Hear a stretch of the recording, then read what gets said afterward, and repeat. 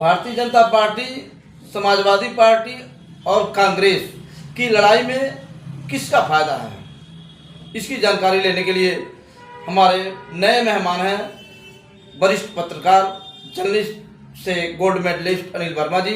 इनसे हम जानकारी लेंगे कि ये तीनों लोगों ये पार्टियों की लड़ाई हो रही है, इसमें फायदा किसका है।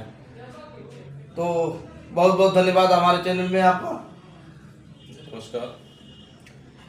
देखिए, लड़ाई में फायदा नुकसान तो होता ही है। जो जीतता है उसका फायदा है, जो हारता है उसका नुकसान है। लेकिन इस लड़ाई में जीतने वाला का भी फायदा है और हारने वाले का भी फायदा है और तमाशा देखने वाला का भी फायदा है, मतलब जनता का भी फायदा होने वाला है।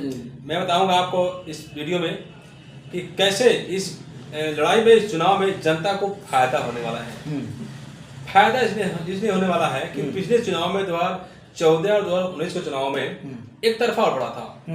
एक फेस को लेकर के लोगों ने वोट दिया था, लोगों ने विश्वास किया था, लेकिन विश्वास पे खरे नहीं उतर पाए। इस बार लोगों ने नकार दिया, संकेत दिया अभी तो गनीमत है, अगले चुनाव में आओगे तो हम तुमको रसातल में भेज देंगे।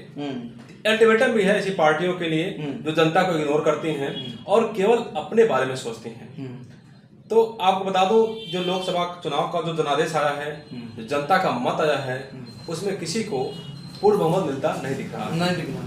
सब अब जोड़ तोड़ में लगे हुए हैं। तो जब किसी पार्टी को पूर्ण बहुमत मिल जाता है तो वह थोड़ा निरंकुश हो जाती है, थोड़ा तानाशाह की तरह से बिहेव करने लगती है। उसको लगता है कि अब हमारा क्या होगा, हमारे पास तो इतने लोग हैं। तो वो बिना जनता से राय लिए, बिना जनता के लिए अनाप शनाप योजनाएं चलती हैं, जिसका लाभ तो नहीं मिलता लेकिन योजनाएं चलती रहती हैं। जब आप किसी को अनाज भेजेंगे और उसका पेट नहीं भरता है तो सोचेगा, आप कहेंगे मैं खूब अनाज भेज रहा हूँ, तो अब पेट ही मेरा नहीं भर रहा है तो क्यों वोट दूंगा आपको। सही बात है। आप कह रहे हैं कि मैं खूब नौकरी बांट रहा हूँ और हमें नौकरी मिल ही नहीं रही है, और जो मिल रही है वो 2000 की मिल रही है, आउटसोर्सिंग में मिल रही है, तो मैं क्यों वोट दूंगा आपको।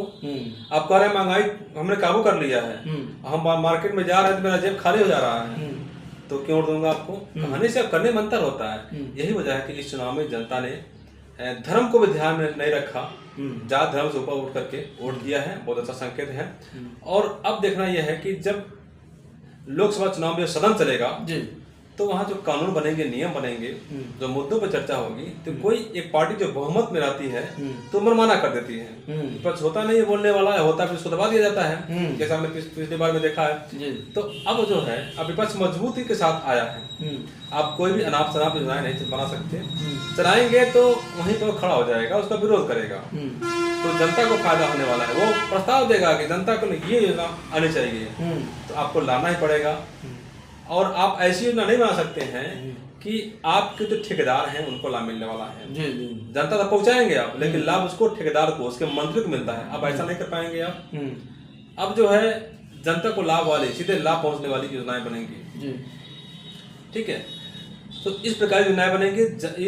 जब सदन चलेगा तो उसमें जनता का लाभ होने वाला है, क्योंकि वहाँ दमदारी के साथ विपक्ष अपनी बात रखेगा। दमदारी आपने देखा कि 2014-19 में विपक्ष एकदम गायब कर दिया गया था, लेकिन इस बार विपक्ष ने पूरी दमदारी के साथ अपनी ताकत दिखाई और जनता का समर्थन भी लिया। और अब तो वहाँ मजा आने वाला है जब लोकसभा का सदन चलेगा और लोगों के लिए योजनाएं बनेंगी। तो जब विपक्ष होता है तो मजबूती के साथ बनता है, तो जनता का लाभ होता है और इसमें सबका लाभ होता है। यानी यह जीत जनता की है। हाँ, यह जीत जनता की है। जनता ने जो जनादेश दिया है, बताया है कि हमारे लिए काम करो, तुम करके दिखाओ, अच्छा काम करोगे तो अगली बार तुमको फिर मौका देंगे, नहीं करोगे तो ये अल्टीमेटम है, जीत जाओ, नहीं तो फिर हम आपको अगले चुनाव में बाहर कर देंगे। तो ये संकेत मिल रहे हैं, जनता की ताकत, बड़ी ताकत है लोकतंत्र में। और इस चुनाव में लोकतंत्र भी मजबूत हुआ है। लोकतंत्र इसलिए मजबूत हुआ है कि अब आप जो है किसी को टार्चर नहीं कर सकते हो। विपक्ष खड़ा है सामने, एक पक्षी कार्रवाई नहीं कर सकते, विपक्ष खड़ा है सामने। और योजनाओं का लाभ जो है आप केवल अपने नेताओं को नहीं दे सकते हो, अपने ठेकेदार को नहीं दे सकते हो, उसका लाभ तो अब सबको मिलने वाला है।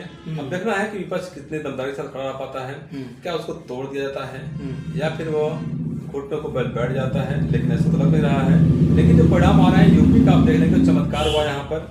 यहाँ जो सपा ने भाजपा को पीछे कर दिया है। योगी जी, मुख्यमंत्री योगी जी हैं उत्तर प्रदेश में, और कहीं न कहीं की साख भी पर भी सवाल खड़ा हो गया है कि उनके रहते हुए सपा इतनी सीटें कैसे पा जाती है। क्या उनके विधायक काम नहीं कर रहे हैं, क्या उनके अधिकारी काम नहीं कर रहे हैं, योजनाओं का क्या हो रहा है, कहाँ चूक हो गया। लेकिन एक बात होता है, केवल बुलडोजर से जनता को लाभ नहीं मिलने वाला है।